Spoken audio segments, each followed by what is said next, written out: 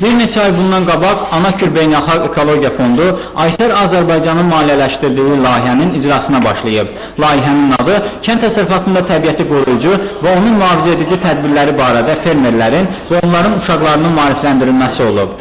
Layihənin keçirilməsində əsas məqsəd kənd təsərrüfatında becərilən məhsulların keyfiyyətini yüksəltmək və ekoloji cəhətdən təmiz məhsul əldə edilməsinin yollarını fermerlərə izah etməkdir. 2 hissədən ibarət olan layihənin birinci hissəsində 25-ə qədər müxtəlif kitabçalar hazırlanıb. Onlar tərəvəz bitkilərinin yetişdirilməsi, torpaqların hazırlanması, gübrələmə sisteminin təşkili, ekoloji tədbirlərin həyata keçirilməsi haqqında olub. İkinci hissədə isə bu kitabçalar Şəmkir rayonunun Qaracəmilli kəndində olan fermerlərə paylanıb. Burada fermer təsərrüfatları əsasən tarlaçılıq və maldarlıq üzrə demək işlər aparılır. Xüsusilə bu kənddə tərəvəz bitkilərinin yetişdirilməsi üzrə istixanalar çoxdur. Ona görə bu istixanalarda təmiz ərzaq məhsulu kimi keyfiyyətli məhsul almaq üçün tərəvəz bitkilərinin becərilməsinə ekoloji cəhətdən kömək etmək üçün fondun işçiləri tərəfindən müəyyən məsləhətlər verilmiş.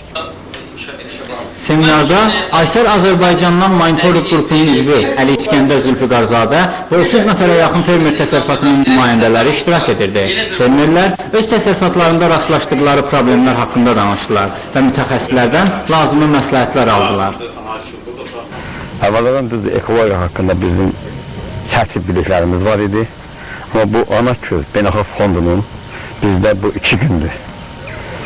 Bu bizdə 2 gündür keçirdiyi seminarın böyük əhəmiyyəti budur ki, biz bilmədiklərimizi yenidən elə bir institut həyatı kimi mənə məsələsinin əlavə oldu və xeyli 25-ə yaxın bu buraşıq olaraq götürülmüşəm.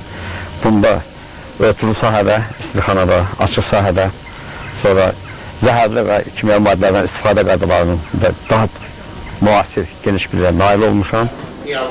Hazırda Anakür Beynəlxalq Ekologiya Fondunun əməkdaşları yeni layihə üzərində işləyirlər. Bu layihədə ekoloji tədbirlərin həyata keçirilməsi mexanizmi öz əksini tapacaq. Vüsal Məmmədov, Yunus Seyidzadə, Xəbər Plus.